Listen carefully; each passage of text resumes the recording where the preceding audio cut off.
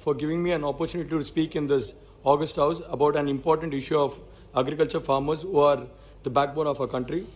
I take this opportunity by expressing my unhappiness about the following bills introduced into 2020 in the farming sector, namely, I'm not going to raise about the technical issues about this bill, but by bringing this bill, you're telling the farmers they can sell their farm produce across the country, not only in the APMC yard, which I really don't understand, as the farmers are already selling the farm produce across the country as free men.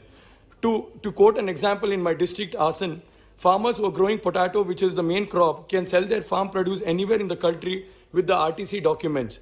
There's no objection for it. So, like, this practice has been there since several years, and which is not new according to the Farmers Produce Trade and Commerce Bill.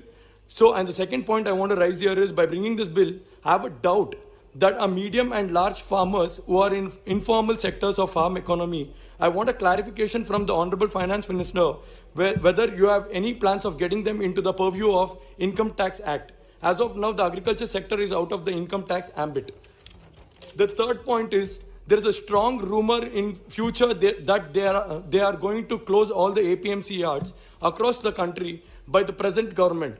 In that case, the small and marginal farmers who are 87% in the farm sectors,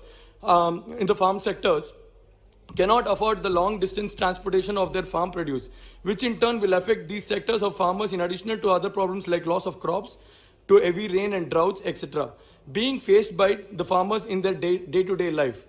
The fourth point that I really want to raise here, sir, I seriously doubt, I feel the government is under pressure from WTO and developed economical countries, which are being used by the large MNCs and the global corporate houses and local corporate houses to bring in change of policies in the development countries by which they will be favored to take an advantage out of these bills.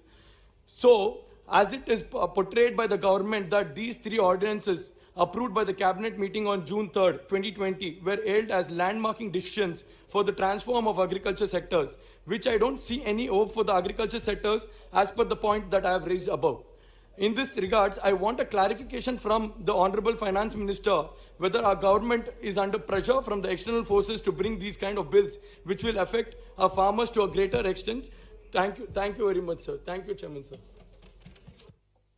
Janardan Mishra ji.